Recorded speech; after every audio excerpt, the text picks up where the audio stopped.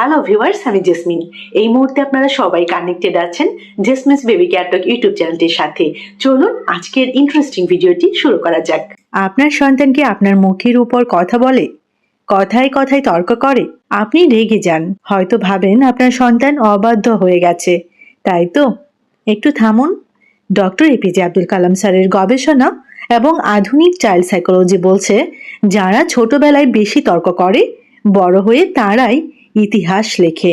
আজকের ভিডিওটিতে আপনারা জেনে নিন 5টি মহাশক্তিধর কৌশল যা আপনার সন্তানের মুখের তর্ককে বদলে দেবে তার সফল ভবিষ্যতের চাবিকাঠিতে।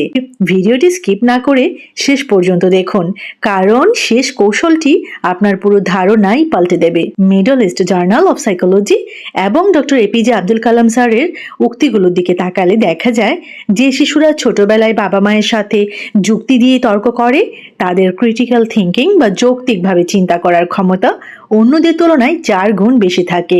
এটি কোনো অবাধ্যতা নয়, এটি হলো তাদের মস্তিষ্কের বিকাশ এবং নিজস্ব ব্যক্তিত্বের বহিঃপ্রকাশ। 5 অ্যাকশনেবল স্ট্র্যাটেজিস। 5টি কৌশলের মধ্যে প্রথম কৌশলটি হচ্ছে তর্কের সময় গলা নামান, ফায়ারে পানি ঢালুন, the silence and pause role. সন্তান যখন চিৎকার করে বা উচ্চ স্বরে তর্ক করে, তখন আপনার গলাও যদি চড়ে যায় তবে সেটি যুদ্ধক্ষেত্রে পরিণত হবে। এই সময় কুল থাকুন, অন্তত 10 সেকেন্ড চুপ থাকুন।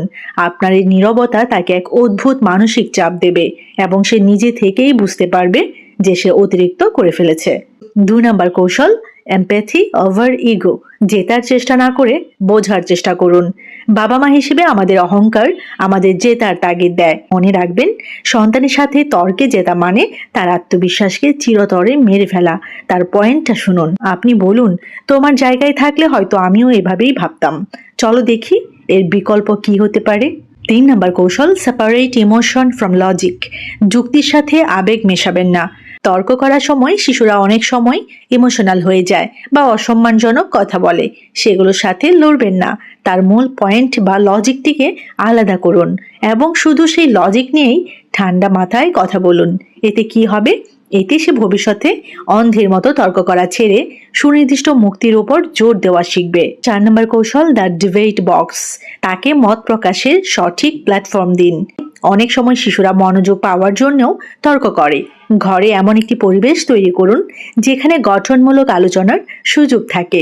ডিনারের টেবিলে কোনো সমসাময়িক বিষয় নিয়ে তার মতামত নিন। যখন সে দেখবে তার কথা গুরুত্ব পাচ্ছে, তখন সে আর অপ্রয়োজনীয় তর্ক করবে না। 5 নম্বর কৌশল, দ্য ভিশনারি অ্যাপ্রোচ।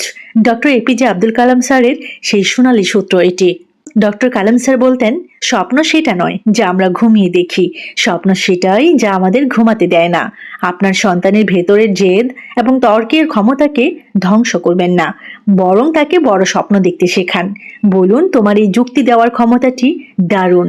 বাচ্চাকে বলুন, তোমার এই যুক্তি দেওয়ার ক্ষমতাটি কিন্তু দারুণ, এটিকে কেন তুমি দেশের বা দশের ভালোর কাজে লাগাচ্ছ না? তার নেতিবাচক জেদকে ইতিবাচক মহৎ উদ্দেশ্যে রূপান্তর করুন। সন্তানকে শাসন নয়, সঠিক নির্দেশনা দিন। আপনার একটি পরিবর্তন আপনার সন্তানের পুরো ভবিষ্যৎ বদলে দিতে পারে। আজকের এই 5টি কৌশলের মধ্যে কোন কৌশলটি আপনার সবচেয়ে বেশি ভালো লেগেছে? কমেন্ট করে আমাকে লিখে জানাবেন। এই সেগমেন্টে আরো চমৎকারভাবে 5টি কৌশল আপনাদের সাথে শেয়ার করব।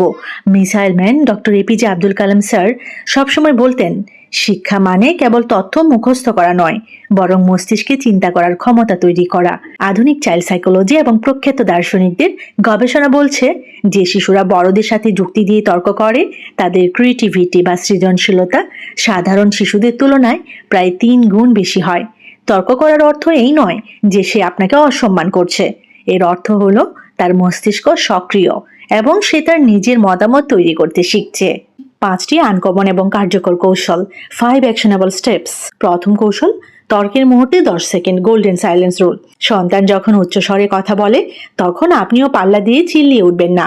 এপিজে আব্দুল কালাম স্যারের শান্ত এবং স্থির ব্যক্তিত্বের মতো আপনি ঠিক 10 সেকেন্ড, 10 সেকেন্ড একদম চুপ থাকুন। আপনার এই গভীর নীরবতা বাচ্চার অস্থির মস্তিষ্কে এক ধরনের অদ্ভুত ধাক্কা দেবে এবং সে নিজে থেকেই নিজের ভুল বুঝতে পারবে। 2 নম্বর কৌশল, জেতার মানসিকতা ত্যাগ করে বোঝার মানসিকতা রাখুন। বাবা মা হিসেবে আমাদের অহংকার আমাদের জিততে চায়, কিন্তু সবসময় এটা মনে রাখবেন, সন্তানের সাথে তর্কে জেতা মানে তার আত্মবিশ্বাসকে ধ্বংস করা। তার পয়েন্টটি শুনুন এবং বলুন, বাহ, তোমার চিন্তা করার ভঙ্গিটা তো দারুণ, চলো তো বিষয়টি নিয়ে আরো একটু গভীরে ভাবা যাক। 3 নম্বর কৌশল, যুক্তি এবং আবেগকে আলাদা করুন। তর্ক করার সময় শিশুরা অনেক সময় ইমোশনাল হয়ে যায় বা এলোমেলো কথা বলে। এরিস্টটলের যুক্তিবাদী দর্শন অনুযায়ী তার আবেগকে ধমক দিয়ে দমিয়ে দেবেন না। বাচ্চার মূল লজিক বা পয়েন্টটিকে আলাদা করুন এবং শুধু সেই লজিক নিয়েই ঠান্ডা মাথায় আলোচনা করুন। 4 নম্বর কৌশল, ঘরের ভেতর একটি গঠনমূলক মতামত বক্স তৈরি করুন। অনেক সময় শিশুরা গুরুত্ব পাওয়ার জন্য তর্ক করে, একটু আগে আমি আপনাদেরকে বলছিলাম। পরিবারের বিভিন্ন গুরুত্বপূর্ণ সিদ্ধান্তে বা আলোচনার টেবিলে তার মতামত নিন। যখন সে দেখবে তার লজিককে সম্মান করা হচ্ছে, তখন সে আর ঘরে অপ্রয়োজনীয় অবাধ্যতার তর্ক করবে না। 5 নম্বর কৌশল, এপিজে আব্দুল কালাম স্যারের ভিশনারি মন্ত্রে তাকে দীক্ষিত করুন। একটু আগে আমি এই বিষয়ে আপনাদেরকে সংক্ষেপে জানিয়েছি।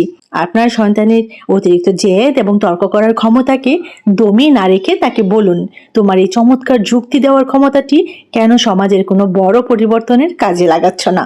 তার নেতিবাচক জেদকে একটি মহৎ লক্ষ্যের দিকে চালিত করুন। ফাইনালি আমি আপনাদেরকে বলবো, সন্তানকে শাসন নয়, সঠিক গাইডলাইন দিন।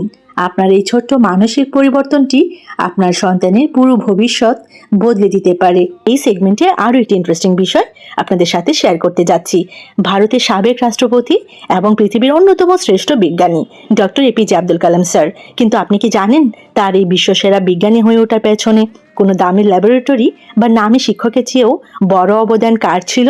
রামেশ্বরমের সমুদ্র সৈকতে এক সাধারণ নৌকার মাঝি, যিনি ছিলেন কালাম স্যারের বাবা।